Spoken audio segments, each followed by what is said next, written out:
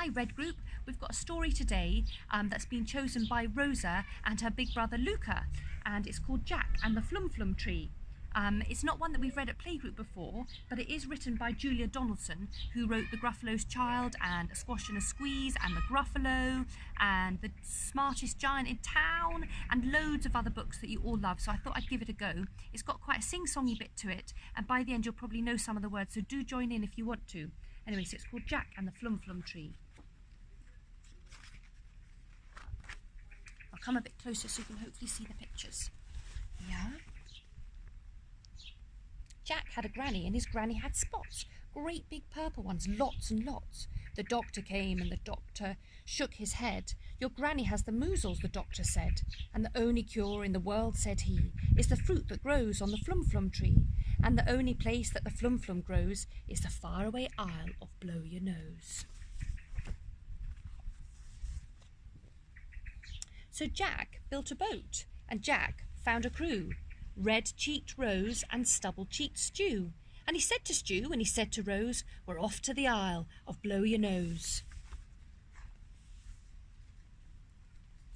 Granny came down to the dock with Jack, and she gave him a bulging patchwork sack. And in that sack were a pair of wooden spoons, a porridge bowl, 10 pegs, some red and blue balloons, Granny's old skipping rope, a pack of chewing gum, 3 spotty hankies and a tom-tom drum.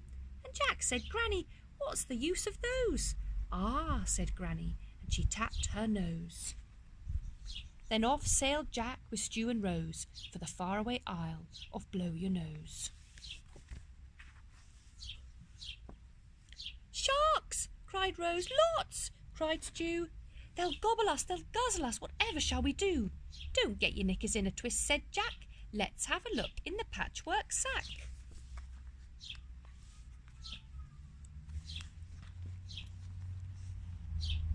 Red balloons, blue balloons, they should do the trick. Puff, puff, blow 'em up, let 'em go quick. Then the sharks went nip and the sharks went nash, chasing those balloons with a bang, pop, splash. There they are.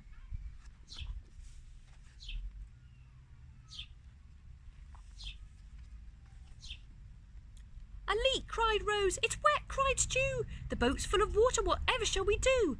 Don't get your knickers in a twist, said Jack. Let's have a look in the patchwork sack. There they are with all the water coming in.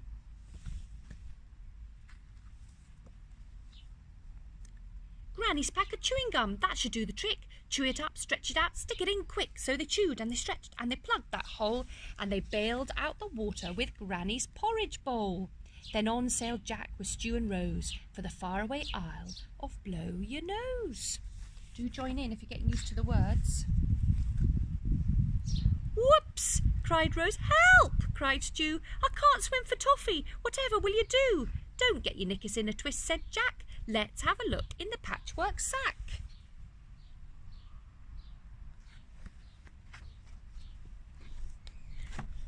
Granny's old skipping rope, that should do the trick. Hold tight, throw it out, grab the handle quick. So they heaved and they hauled and they pulled Stew in. Good old Granny, she saved my skin.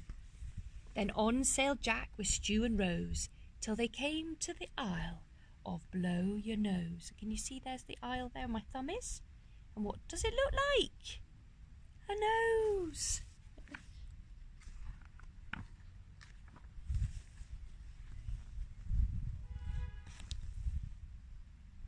And there on a hill for all to see stood the bright green feathery flumflum tree. It's tall, cried Rose. It's smooth, cried Stew. It's not got any branches, whatever shall we do? Don't get your knickers in a twist, said Jack. Let's have a look in the patchwork sack.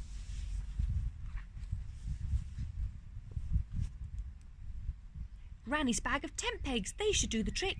Bang, bang, knock 'em in, climb the tree quick. Then up went Rose as nimble as can be, and she brought down the fruit of the flumflum tree. Then Jack and Stew and Rose had a doze on the soft sandy beach of Blow Your Nose. There they are having a little snooze.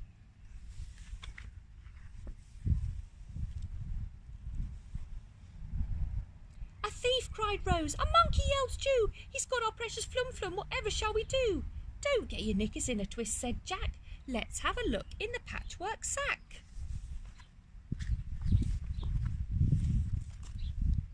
Granny Spoons and Tom Tom, they should do the trick. Pick 'em up, thump thump, sing a song quick.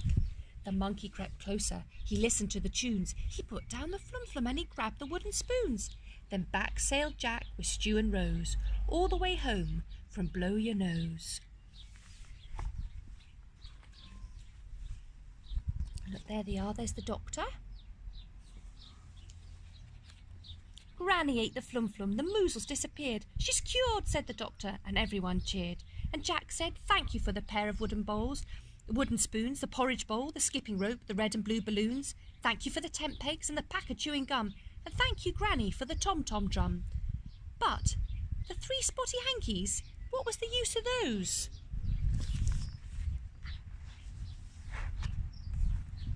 The hankies, silly, were to blow your nose. There we are. There's a nice picture at the end as well. Isn't that a great story? Thank you, Rosa and Luca, for choosing it. That was a great choice. I don't know if Rosa and Luca, if you've read it before, or if any of the others of you have. Do let me know if you have and if you liked it. And I wonder if perhaps, now the story's finished, if you can remember what were all the things in the patchwork sack. So I'll give you a couple of minutes to try and have a think what were in them, and then I'll read them out for you again. So you're having a think? Have a big think what else was in that patchwork sack. So here, I'll tell you what was in it. Here they all are. Can you see the picture? Let's see what we can find in that picture. A pair of wooden spoons, which means 2 wooden spoons. A porridge bowl. Who can see the porridge bowl? There's the porridge bowl. Tent pegs. Here's a tent peg. Some red and blue balloons. Granny's old skipping rope. Well done. A pack of chewing gum. 3 spotty hankies, 1, 2, 3, and a tom-tom drum. There we are, and I'll just say them once for you, and you can see if you can find them yourself in the picture. So I'll bring the picture a bit closer for you. There they are. So, who can find some wooden spoons? A stripy porridge bowl, some tent pegs, red and blue balloons, Granny's old skipping rope, and a pack of chewing gum, and 3 spotty hankies, and a tom-tom drum. I bet you all managed that. Well done you. And I'll be in touch with someone else to choose a story for later on in the week. But I hope you're all having a sunny day. I read it to you in the garden today because it's such a beautiful day and the sun is shining. And if we listen, you might just hear some birdies. There's a little blackbird making a nest in my garden. But they're not singing at the moment. But anyway, I hope you're all really well. Enjoy the sunshine. Look after yourselves. Remember to give those mummies and daddies a cuddle because they need them too.